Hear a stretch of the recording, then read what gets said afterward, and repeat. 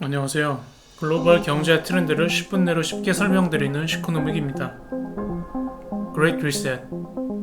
코로나 바이러스의 창궐 이후 경제나 주식 투자에 관심 많으신 분들이라면 한 번쯤은 들어보셨을 만한 단어일 겁니다.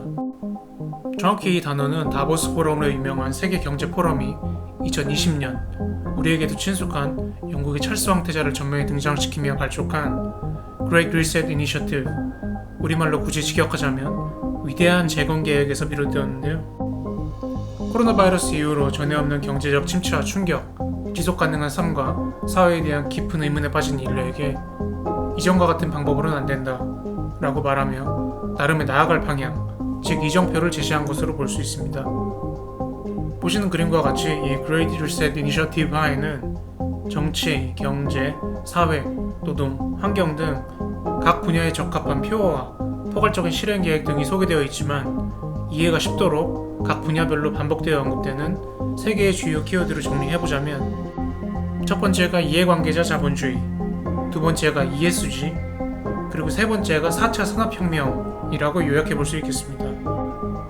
ESG의 경우 회사의 경영이나 정책의 운영 방향을 정함에 있어 환경과 사회적 영향을 고려하고 기업의 지배구조나 의사결정의 방식을 좀 더 지속가능한 방향으로 개선시켜 나아가는 경영 방식 등을 총체적으로 의미하는데요. 국내 주요 대기업이 이미 몇 년 전부터 ESG 경영의 필요성을 지속적으로 강조해온 만큼 저희에겐 더 이상 낯선 용어는 아닌 편이죠. 4차 산업혁명 역시 올 6월 대선 후보들의 입에서조차 꽤나 많이 언급된, 서점에 가면 책 표지들 위에 지겹도록 많이 쓰여있는 익숙한 용어인데요. 인공지능, 자율주행, 사물인터넷 등의 미래산업의 개념을 총체적으로 포함하는 키워드라고 보시면 될 것 같습니다.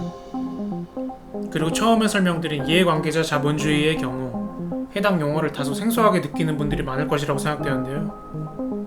세계경제포럼의 설명에 따르면 단기 성과에 지나치게 집중하는 경영 방식, 과도한 수준의 배당금이나 경영층에 대한 보상, 그리고 자사주 매입 등으로 대변되는 주주자본주의로는 다가올 글로벌 환경 하에서 더 이상 기업의 지속 가능한 생존을 보장할 수 없다고 주장하고 있습니다. 따라서 그에 대한 대안으로 재무제표상의 수치로 나타나는 기업의 성과를 넘어서 노동자의 만족감이나 환경보호, 사회적인 부가 편익과 같은 보이지 않는 가치를 이해관계자들에게 제공하고 보장하는 방향으로 기업 경영의 패러다임이 바뀌어야 한다는 뜻의 이해관계자 자본주의를 주장하고 있는 것이죠. 이는 주주자본주의가 말 그대로 기업 경영의 정답이자 정석이며 경영학의 지배적인 패러다임이었던 IMF 이후 2000년부터 2010년 사이에 대학교에서 경영 및 경제학을 공부한 저와 같은 사람들에게는 다소 비합리적이고 심지어 사회주의적으로 들리는 면도 없진 않은데요.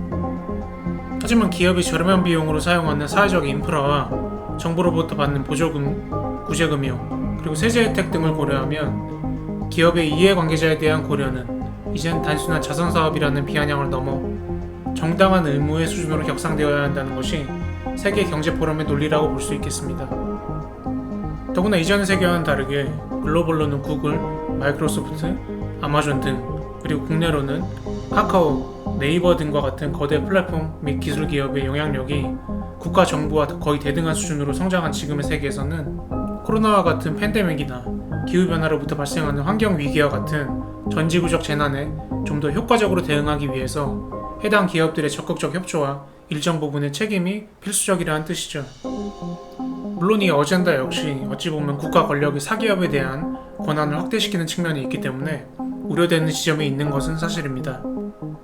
그리고 이 표어들이나 이들이 추구하는 방향성을 보면 새로운 기술을 활용하고 환경도 보호하고 결국엔 더 나은 방향으로 나아가자는 말이니 뭐 나쁠 게 있나? 라고 생각하기 쉽지만 2022년 다보스 포럼에서 나타난 이러한 가치를 추구하고 현실화시키는 방법론이 다소 우려를 낳을 수도 있는 부분이 있다고 느낀 부분은 세계경제포럼의 창립자인 클라우스 슈왑과 중국의 국가주석 시진핑을 포함한 여러 참석자들의 논조 때문인데요. 이들이 지속적으로 하나의 공동체, 세계의 연합 등의 단어를 강조하며 그레이트 리셋의 필요성을 주장하고 있다는 점입니다. 물론 올해 들어 더욱 심해진 국지적인 홍수와 가뭄 같은 전지구적 기후위기, 지속적인 변이 바이러스로 인류를 위협하는 코로나, 글로벌 차원의 인플레이션으로 인한 경제적 고통 등 모든 분야에서 조여드는 글로벌 수준의 위기에 대응하기 위해서는 당연히 전 세계 정부와 초국가 기관들이 힘을 합쳐 대응해야 하는 것 아닌가? 라고 자연스럽게 생각될 수 있지만 애초에 이러한 전 세계적인 복합 위기가 지속된 지 몇 년이 지나도록 각국 정부의 대응력은 전반적으로 실망스러운 수준이었던 데다가 국제기구를 통한 국가별 정책 공조 및 일관적인 정책 집행 역시 미온적이었던 전례를 볼 때 과연 갈수록 더 복잡해지고 대응이 어려워지는 다양한 위기에 대해 우리는 정부 또는 초국가 기관의 대응력을 신뢰할 수 있는가? 라는 근본적인 질문을 던지는 분도 계십니다. 더구나 모든 나라에서 공통적으로 나타나는 극단적인 정치적 양극화와 포퓰리즘, 편가르기에만 몰두하는 정치인들, 더욱 견고해지는 공공부문의 관료주의 등을 볼 때 국가의 문제 해결 능력은 닥치고 있는 문제의 난이도가 계속 올라가고 있음에도 오히려 계속 떨어지고 있는 것이 아닐까요? 추가적으로 이러한 정부 및 초국가 기관의 능력에 대한 불신을 넘어 이들의 의도조차 실눈을 뜨고 바라보는 사람들 역시 있습니다.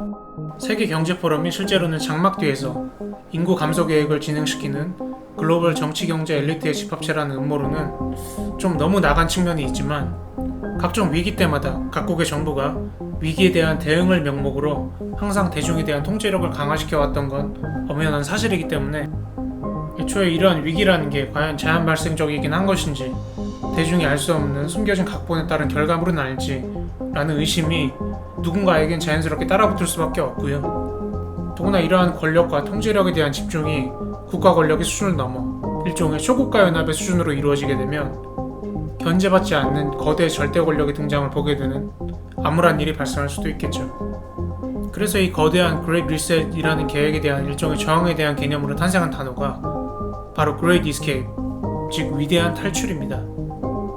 이는 60년대, 70년대 미국 히피들 사이에서 유행한 철없는 무정부주의나 체제 저항 이론과는 확실히 결을 달리하는데요. 바로 초국가 기관이나 정부의 대책에 의존하거나 정부 소유의 거대 미디어에 귀 기울이지 않고 발달하고 있는 기술에 적응하고 이를 활용하여 주체적으로 현상에 대한 정보를 수집하고 해석하는 일종의 각자 도생하는 법으로 이해하시면 되겠습니다.